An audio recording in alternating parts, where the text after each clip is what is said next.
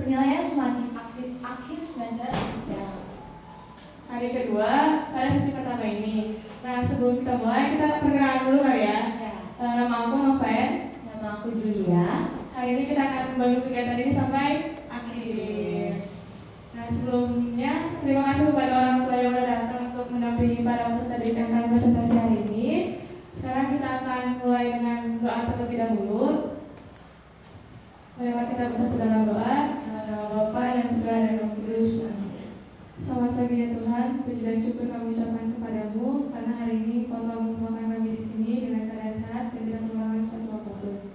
Ya Tuhan, berkatilah kegiatan kami dari awal sampai akhir dan para siswa yang akan presentasi pada hari ini, semoga diberi kelancaran seperti apa yang mereka inginkan dan mereka puaskan.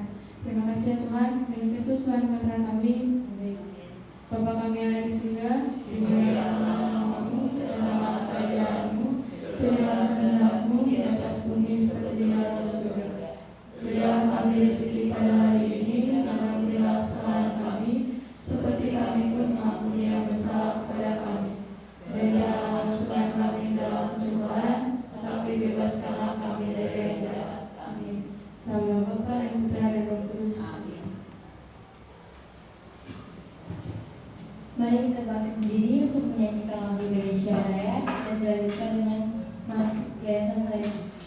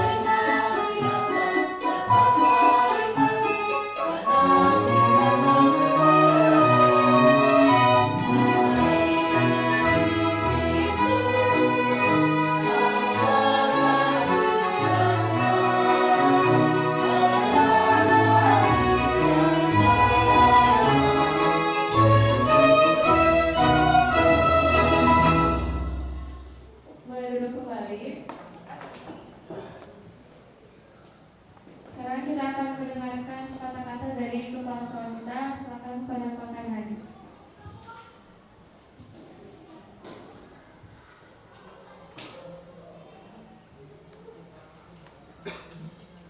Baik, terima kasih kepada pembawa acara yang sudah meluangkan waktu untuk Pak Karhadi. Yang pertama, kita panjatkan puji dan syukur kehadirat Tuhan Yang Maha Kuasa, karena nikmatnya, karena keberkahan Tuhan, kita dapat hadir di sini untuk mendukung putra-putri kita untuk penilaian sumatif akhir jenjang. Mengapa kegiatan ini dilakukan? Karena sesuai dengan aturan dari Kemendikbud, kemudian program kerja yayasan, dan juga sesuai juga dengan kalender pendidikan SMP Yosudarso, dan juga sesuai dengan hasil kerja dari MKKS Kota Tasikmalaya. Kegiatan ini sebetulnya tidak berlebihan. Sebetulnya kami SMP Sudarso, teman-teman guru, ingin bertanggung jawab kepada orang tua dan kepada anak-anak apa yang sudah diterima, apa yang sudah dibimbing selama 3 tahun ini. Artinya tempat ini bukan tempat untuk menguji, bukan tempat untuk mencari nilai, tetapi tempat ini adalah untuk mempresentasikan apa yang sudah didapat oleh anak-anak sesuai dengan kompetensinya masing-masing. Jadi hari ini itu bukan terakhir. Hari ini adalah yang pertama. Oleh karena itu, mohon mungkin orang tua itu untuk mencatat apa sih yang disampaikan oleh anak-anak. Kemudian harapannya apa yang disampaikan hari ini menjadikan sebuah cita-cita dalam akademik, kemudian juga cita-cita dalam hobi, dan selanjutnya akan membekali anak-anak dalam berkarya. Oleh karena itu, sekali lagi ya, anak-anak, pada saat kalian tampil di sini, camkan apa yang akan kalian bawa esok nanti. Jadi hari ini bukan yang terakhir, tetapi justru yang pertama. Jadi apa yang ada di hati, pikiran, dan mulut hari ini silakan dibawa untuk bekal dari SMP Yosudarso Tasikmalaya. Semoga kegiatan ini dapat berjalan dengan lancar, sesuai dengan rencana, dan Tuhan memberkati. Sekian dan terima kasih. Dilanjutkan dengan sepatah kata dari Bu.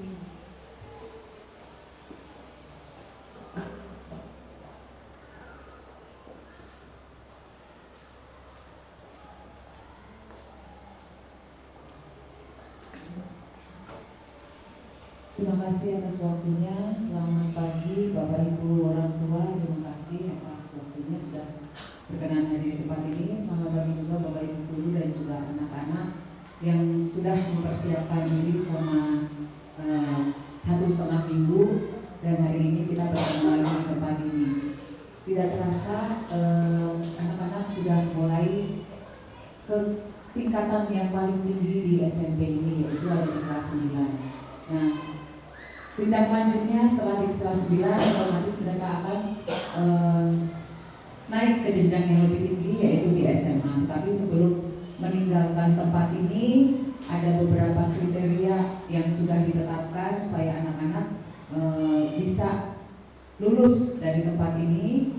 Kriteria yang pertama, mereka sudah mengikuti pembelajaran dari kelas 7 sampai kelas 9, dan semua anak yang di sini sudah mengikutinya. Dan yang kedua adalah mempunyai perilaku atau sikap yang baik. Dan kemudian kriteria yang ketiga supaya anak-anak bisa meninggalkan tempat ini adalah mengikuti sumatif akhir jenjang yang sudah ditentukan oleh sekolah. Nah, sumatif akhir jenjang ini ada dua bagian, yaitu yang praktik dan tertulis. Yang praktik hari ini sebelumnya anak-anak sudah berproses. Hari ini mereka akan menampilkan hasil karya mereka, hasil kerja keras mereka selama 1,5 minggu, dan kemudian nanti akan dilanjutkan dengan ujian sekolah tulis. Nah, untuk hari ini prosesnya sama, anak-anak sudah mengolah karyanya dalam satu bentuk karya tulis, dan hari ini akan dipresentasikan. Kemudian anak-anak juga nanti akan melakukan penilaian diri dan penilaian antar teman. Penilaian diri otomatis yang dinilai diri sendiri, dan nanti anak-anak untuk penilaian antar teman berarti kalian akan menilai 4 teman kalian yang tampil hari ini dalam sesi ini. Linknya ada di dekat pintu, silahkan nanti diisi. Jangan lupa diisi karena kemarin masih ada 2 anak yang belum mengisi. Hari ini harapannya semua mengisi. Untuk orang tua juga sama, kami minta tolong untuk memberikan evaluasi atau refleksinya untuk kegiatan hari ini. Sekian, terima kasih.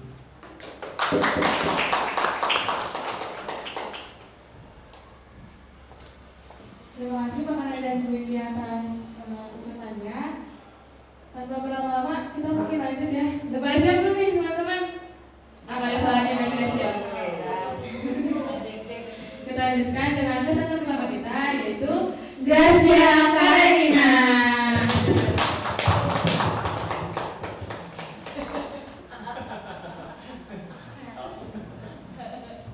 Selamat pagi semuanya. Perkenalkan, nama saya Gracia Karenina dan hari ini saya akan mempresentasikan hasil kerja saya.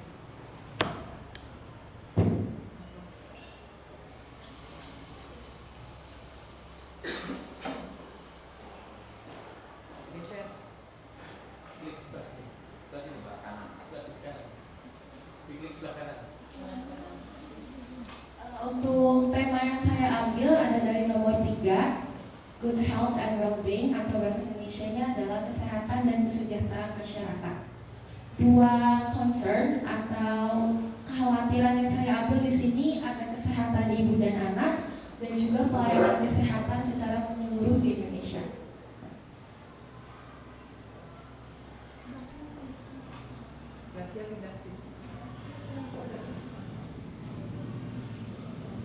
Nah, untuk latar belakang saya sendiri, saya mengambil dari Indeks Keamanan Kesehatan Global tahun 2021 berdasarkan GO20 yang menyatakan bahwa Indonesia itu cukup rendah di dalam indeks keamanan kesehatannya.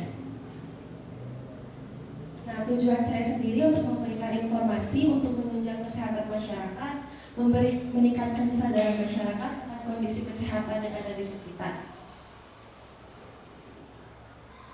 Nah, untuk ini adalah diagram batang dari tingkat penggunaan layanan kesehatan di Indonesia di tahun 2024, di mana BPJS masih mendominasi penggunaan sebagai layanan kesehatan. Ini adalah tingkat kepuasan. Mayoritas merasa puas, namun ada juga yang tidak puas dengan pelayanan secara keseluruhan di Indonesia.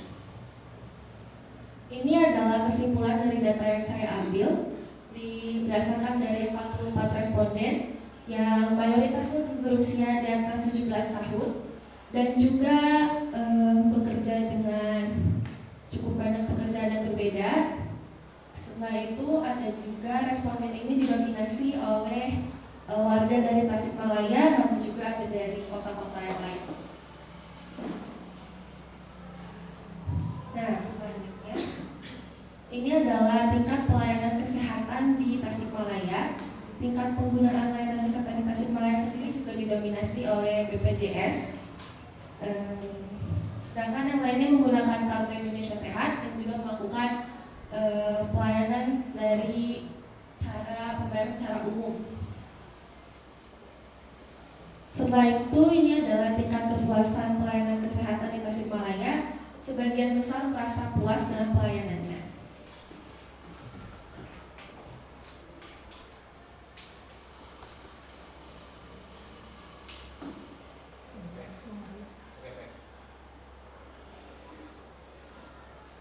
Nah, untuk kesimpulannya, 79,1 responden merasakan puas dengan layanan yang diberikan, sedangkan ada juga 44,7 responden yang merasa tidak puas dengan pelayanan yang diberikan.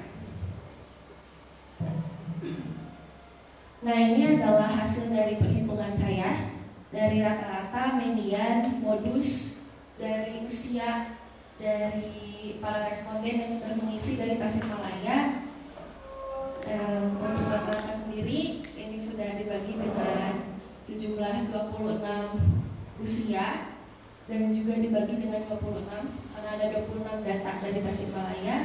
Untuk mediannya adalah 15 dan modusnya sendiri adalah 14 karena muncul sebanyak 8 kali.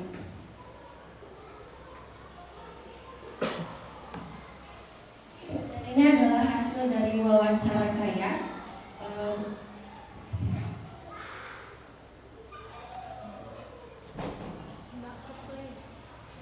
Dari hasil wawancara saya sendiri, berdasarkan narasumber saya yang merupakan tetangga saya sendiri, itu menggunakan Kartu Indonesia Sehat, dan beliau mengatakan bahwa sejujurnya pelayanan Tasikmalaya dan pelayanan di Kota Jakarta itu sangat jauh berbeda.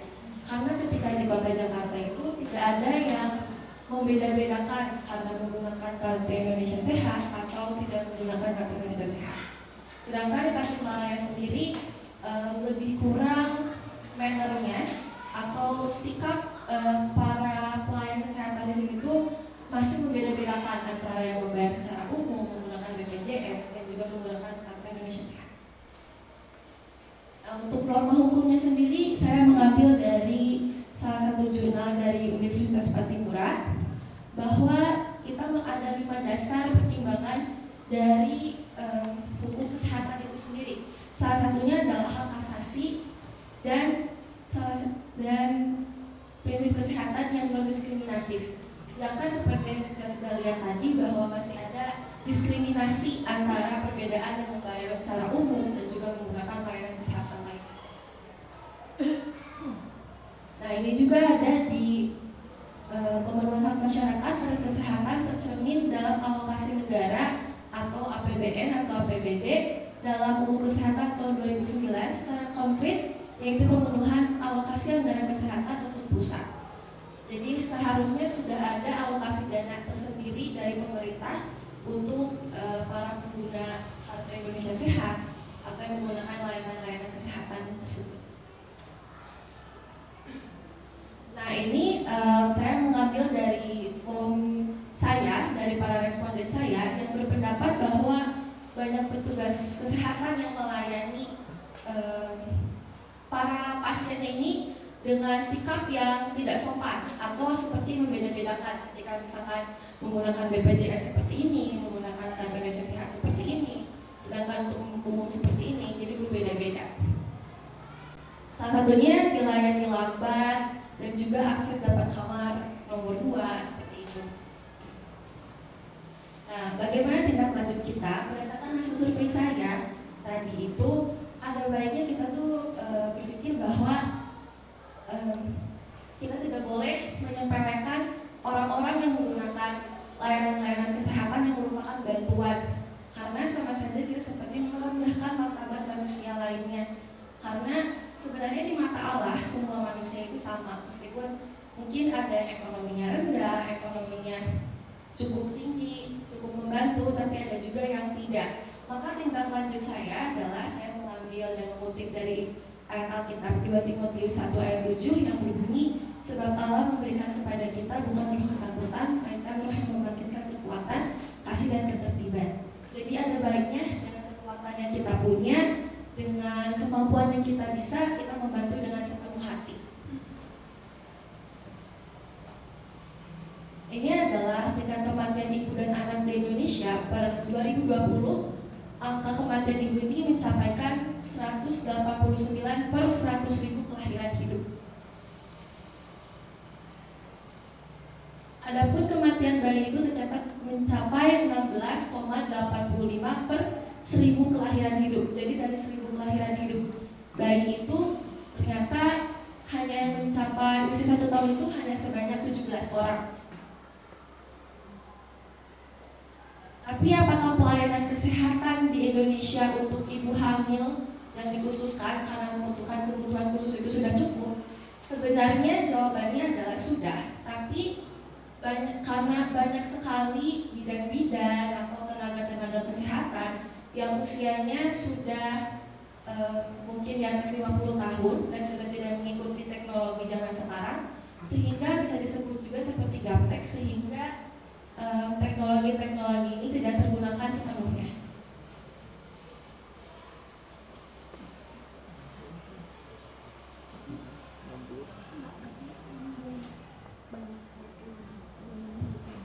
Salah satu penyakit yang dapat diderita oleh ibu hamil dan kekurangan gizi adalah anemia. Anemia dalam kehamilan ini sendiri dapat berakibat fatal karena memiliki efek pada kapasitas kerja, dapat menyebabkan pendarahan, dan masih banyak lagi. Setelah itu ada yang lebih parah lagi, yaitu adalah gangguan akibat kekurangan yodium. Adalah kelainan yang diderita karena memiliki defisiensi yodium. Yodium adalah salah satu mineral yang dibutuhkan oleh tubuh walaupun dalam jumlah kecil. Sedangkan gizi yang seimbang untuk ibu hamil sendiri adalah harus mengandung protein, seratnya harus ada, dan juga dalam karbohidrat yang cukup. Dan juga harus dipenuhi juga dengan menghidrasi, karena ibu hamil sendiri membutuhkan asupan air yang lebih banyak, karena juga asupan airnya diserap oleh janin. Nah, salah satunya ketika misalkan kita bingung mencari nutrisi yang cukup, kita bisa menggunakan produk bioteknologi konvensional yang salah satunya adalah makanan yang sehari-hari kita konsumsi, yaitu tempe. Tempe itu mengandung kandungan protein yang cukup tinggi dan cukup untuk mencukupi kebutuhan protein yang dibutuhkan. Yang kedua adalah mentega. Mentega ini adalah produk fermentasi juga. Mentega ini tuh kaya akan kalsium, di mana kalsium juga dibutuhkan untuk penguatan tulang janin. Selanjutnya adalah kecap. Kecap juga adalah sebuah produk bioteknologi konvensional. Meskipun kecap ini juga mengandung beberapa nutrisi seperti vitamin B, tetapi kecap ini tidak bisa dijadikan sebagai sumber nutrisi utama. Ada baiknya ini digunakan hanya untuk sebagai penambah rasa atau penambah nutrisi. Nah, sedangkan kenapa air bersih itu adalah hal yang penting untuk ibu dan janin? Karena selama kehamilan, ibu itu membutuhkan seperti yang sudah saya sebutkan tadi, membutuhkan air yang lebih banyak karena diserap oleh janin, dan juga peningkatan volume darah dan kebutuhannya itu juga bertambah karena harus menyeimbangkan. Untuk kesehatan janin juga sangat bergantung karena kalau misalkan air yang dikonsumsi tidak bersih, itu juga dapat mempengaruhi kesehatan dari janinnya sendiri.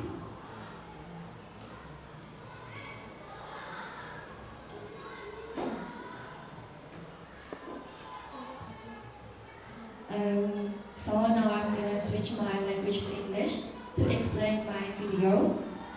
So in this video, I'm telling about how to make water filtration, and the material and tools are pretty simple, and you can find it anywhere around this house. And for example, we just need a bottle, like a bottle that for mineral water. For example, you just need a bottle, and then cut the bottom of the bottle, and then we also need a sponge to be placed under the bottle. After that, we also need palm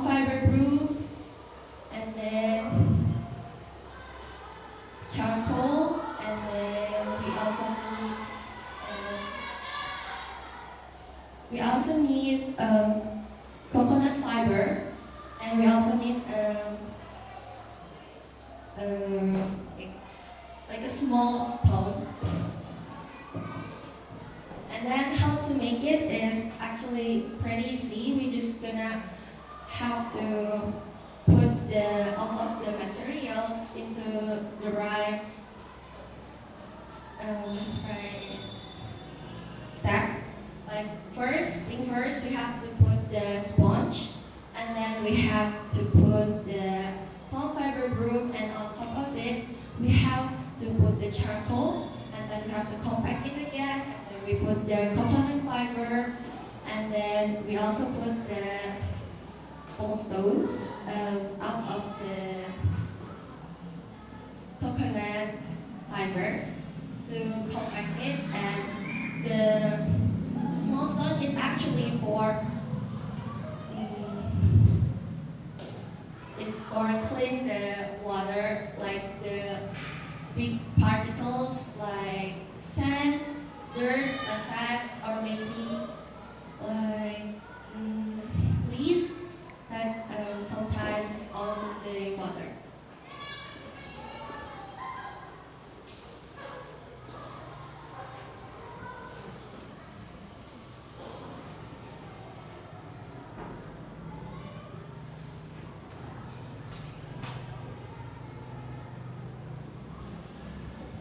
And after that, so the water filtration is actually not cleaning the whole water. The water is still dirty, but it's cleaner than before. Because the water cannot be 100% clean, because we have to use active carbon to make sure that it's really clean, because active carbon can also clean the small particles in the water, like the one that we cannot see, the one that doesn't have color, like that. Saya akan kembali menggunakan bahasa Indonesia untuk menjelaskan cerpen saya. Jadi cerpen saya ini berlatarkan tahun 1960-an sampai 1970-an. Menceritakan tentang tokoh utama yang bernama Anindya. Anindya sendiri ini adalah anak pertama di keluarganya yang sekarang sudah menginjak usia 28 tahun. Tetapi Anindya sendiri ini menolak dan belum siap untuk menikah karena ada alasan dari dirinya sendiri yang membuat bahwa dia tuh merasa pernikahan itu bukan hal yang dia inginkan. Dia tidak pengen menikah, dia tidak pengen punya anak. Sampai pada akhirnya adiknya Purwanti harus menikah dengan seseorang yang bernama Abimana, sehingga Anindya sendiri tidak setuju dengan adiknya harus menikah dengan Purwanti dengan Abimana ini. Karena usia Purwanti sendiri di sini masih remaja, masih berusia 16 tahun, sehingga Anindya tidak setuju dengan pernikahannya. Namun karena ayahnya sendiri itu memaksa bahwa di keluarga ini harus ada yang meneruskan keturunan, di keluarga ini harus ada yang menikah, akhirnya Anindya mengorbankan diri untuk menikah dengan Abimana, walaupun sebenarnya dari awal dia tidak pernah mau untuk menikah dengan Abimana. Tapi meskipun ini bukan pernikahan yang diinginkan oleh Anindya, Abimana menjadi sosok suami yang baik untuk Anindya. Tapi permasalahannya di sini adalah ibu dari Abimana sendiri ini menuntut Anindya untuk mempunyai anak laki-laki dan juga mempunyai anak yang banyak. Karena dari pernikahan sebelumnya Abimana menikah dengan Lembayu, mereka bercerai karena Lembayu tidak bisa memberikan Abimana keturunan. Anindya melahirkan 2 anak perempuan, tetapi anak keduanya yang bernama Asmara sendiri tidak lahir menjadi anak yang sehat karena jarak usia dari Asmara atau kakaknya Nirmala ini terlalu dekat, sehingga Asmara ini tidak sehat. Lalu sekitar 10 tahun kemudian Anindya ini mengandung lagi anak yang ketiga. Namun usia Anindya sendiri sudah tidak di usia produktif untuk mempunyai anak. yang pada akhirnya ini malah membuat Anindya sendiri mengalami kematian saat melahirkan, dan akhirnya keinginan dari Ibu Abimana sendiri terpenuhi untuk mempunyai anak laki-laki, tetapi nyawa Anindya sendiri tidak bisa terselamatkan.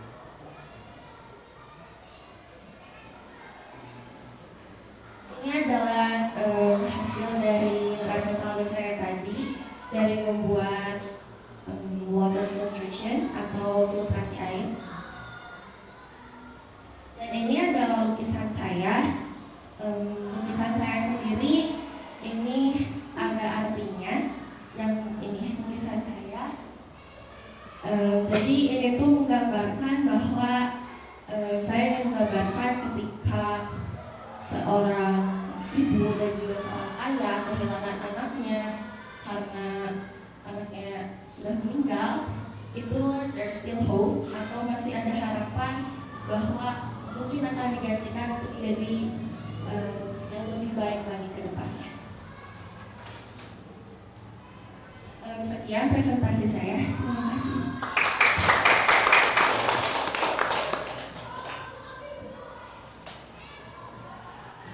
Oke, terima kasih guys. Gracia maksudnya. Banyak ya yang mau dikasih tahu sampai 60 slide. Menurut kamu gimana nih, Jo? Bagus, keren, lancar banget di Bahasa Inggrisnya lancar banget. Keren. Langsung aja kita ke tanggapan dari support sistemnya langsung dari orang tua Gracia. Bisa sini.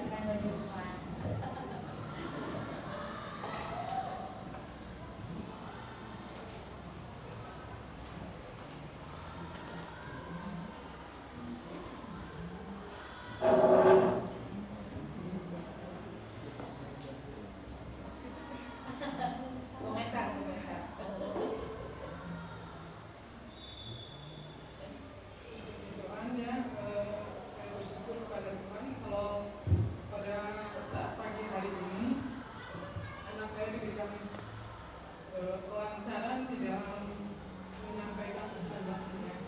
Semua ini karena dia mau belajar dengan sungguh-sungguh dan dia mau selalu menyempatkan waktu untuk mengerjakan tugas-tugas yang diberikan oleh Bapak dan Ibu.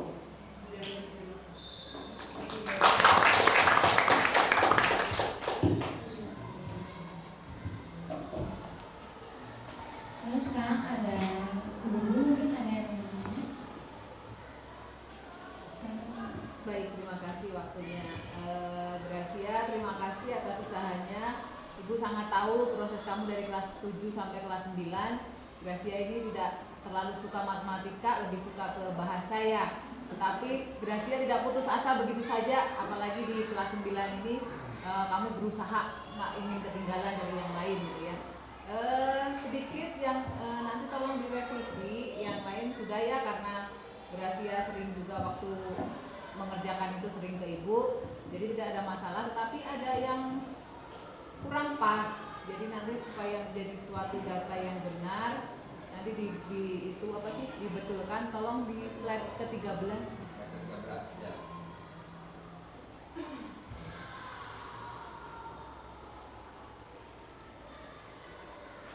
Oke. Nah, slide ke-13 itu yang pertama apa? Bagian pertama Ini rata-rata. Oke, rata-rata. Yang bagian kedua Ini median. baik, median itu apa? Angka tengah. Di nilai tengah. Oke, jumlah datanya berapa ya? 26. Ya, jumlah data genap itu mediannya tidak mungkin hanya di satu angka. Ya, itu Gracia meletakkan hanya di satu angka. Kalau jumlah datanya 4, berarti tengah-tengahnya ada di antara ini kan ya, berarti ada 2. Nah, itu yang kurang tepat di mediannya, nanti tolong dibetulkan saja. Baik, terima kasih. Ada lagi mungkin dari Bapak Ibu guru? Silakan Pak. Oh iya. Tema yang kamu ambil apa? Kesehatan dan kesejahteraan masyarakat. Kenapa kamu ambil itu? Karena saya merasa ini di lingkungan sekitar saya, di keluarga keluarga saya juga ini masih jadi concern atau kekhawatiran. Oke, baik. Saya kira penjelasan dari awal sampai akhir itu cukup lancar.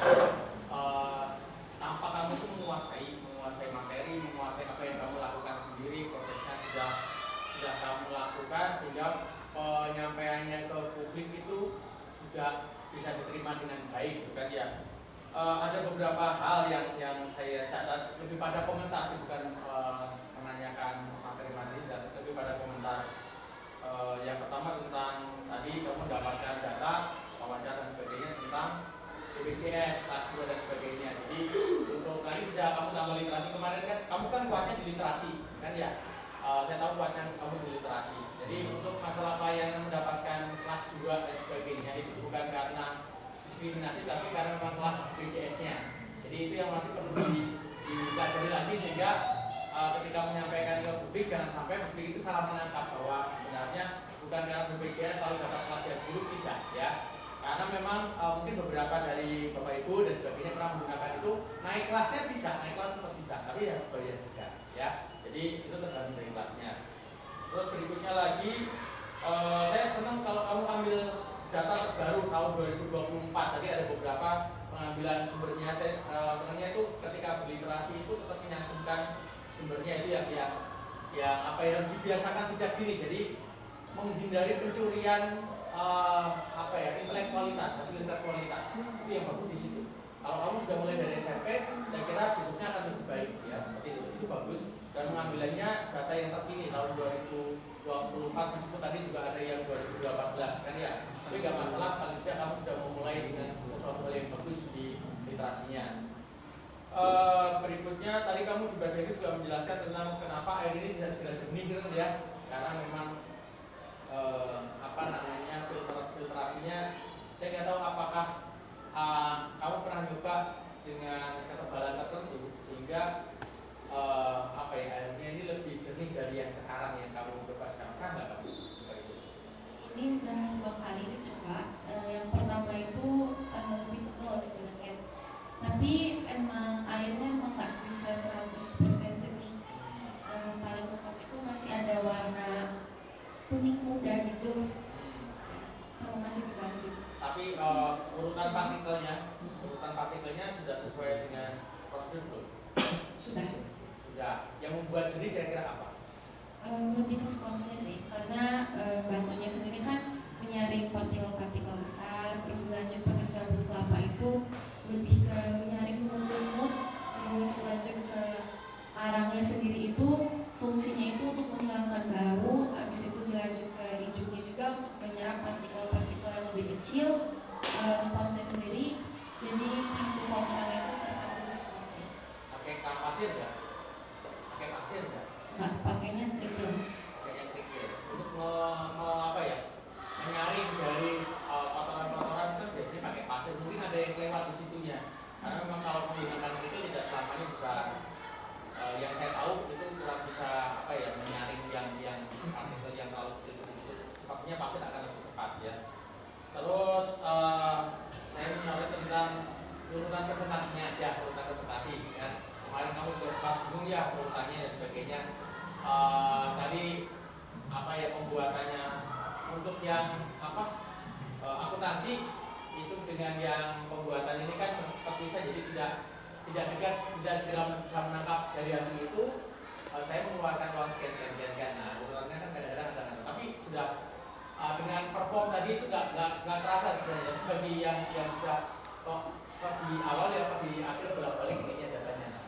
Hanya itu saya beri secara garis besar sudah sangat luar biasa. Terima kasih. Ada lagi mungkin dari Bapak Ibu guru? Silakan. Baik, Bu In, minta tolong kita kesini.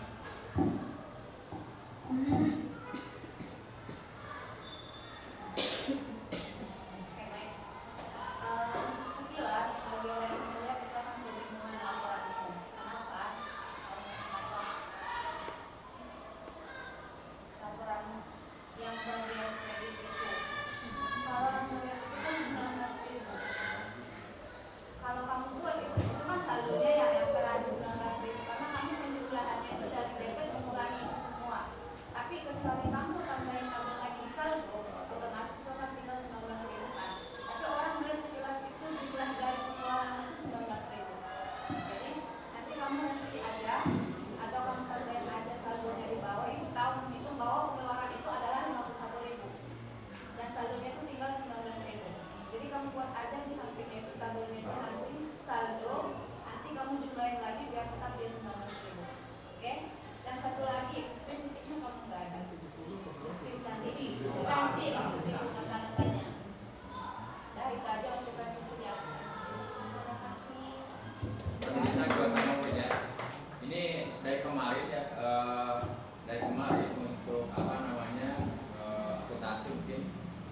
kurang satu itu ya saldonya itu, sehingga hampir sama ini. Mungkin semuanya juga harus direvisi, dan mungkin yang kedepannya juga yang anak-anak yang mau tampil itu mungkin kalau bisa karena mereka nggak harus bagian nggak revisi Pak, nggak ada bimbingan konsultasi, jadi anak yang konsultasi ke saya itu pasti mereka benar. Iya. Tolong ya, untuk penulisan juga ya, yang apa namanya penulisan angka ya, rupiah itu harus sejajar. Terima kasih Gracia atas presentasinya. Boleh kembali ke tempat.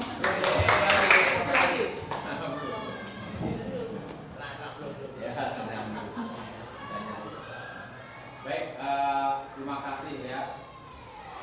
Dari masalah, data, kemudian tantangan. Masalah, ya, unsur masalah dulu. Ya, kemudian muncul data, ya, data semuanya. Kemudian tantangan. Baik, cita-cita Gracia itu apa?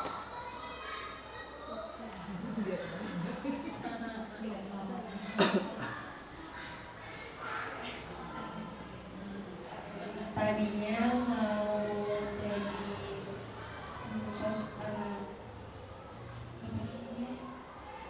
jadi tadinya mau ngambil marketing, kalau enggak ngambil ahli gizi. Nyambung kan? Nah, makanya kalau mikir itu jangan loncat-loncat, ya. Mikir itu jangan loncat-loncat, ya. Artinya dari masalah tadi, ya, masalah kesehatan, kemudian ada data kesehatan. Nah, kemudian kita di sini diajak untuk mencari solusi, ya, mencari tantangan. Apa sih tantangannya?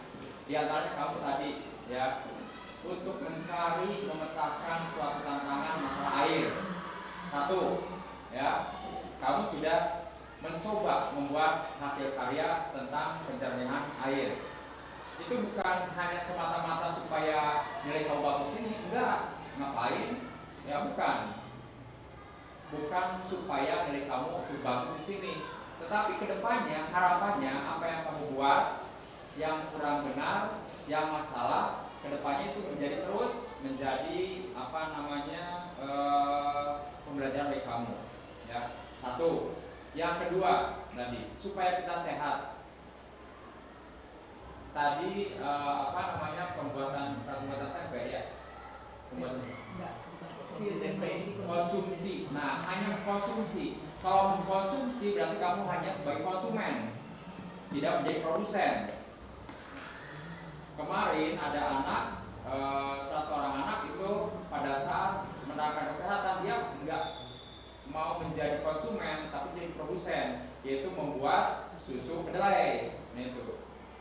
Nah, mengapa kamu tidak tercetus supaya kamu dapat gizi yang bagus, kemudian membuat varian makanan dari kedelai itu apa? Jadi tidak hanya semata-mata kita hanya makan, tetapi produksi.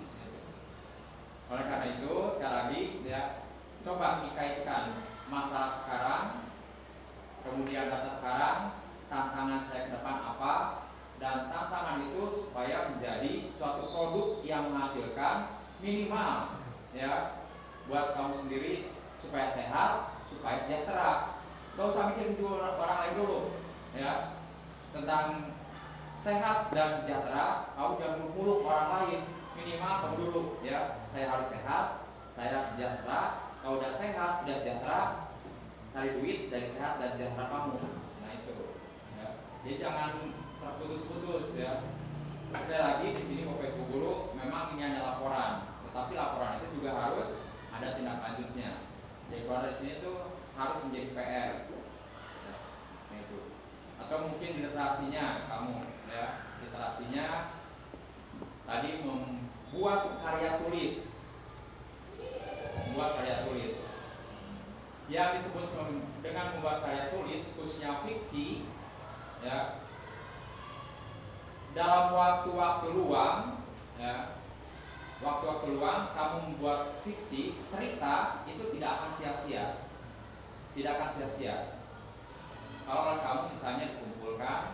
kemudian mereka dibukukan. Apalagi sekarang, ya anak-anak sekarang kan di IT-nya sudah mahir. Banyak sekarang bisa munculkan kata-kata mutiara segala macam, ya bisa di TikTok, bisa di IG, bisa di Facebook segala macam, itu bisa dipasarkan ya di sana dalam kesendirian segala macam. Ya silakan ya, dari gizinya mungkin kamu akan muncul, kemudian dari literasinya muncul, itu jadi banyak sebetulnya yang bisa kamu munculkan. Jadi sekali lagi kamu gak usah loncat-loncat pintunya kesana kemari, enggak ya, harus fokus, konsentrasi, itu aja ya.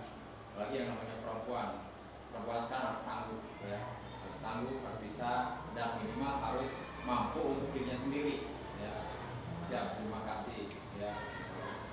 Terima kasih. Kita lanjut lagi ke presenter kedua.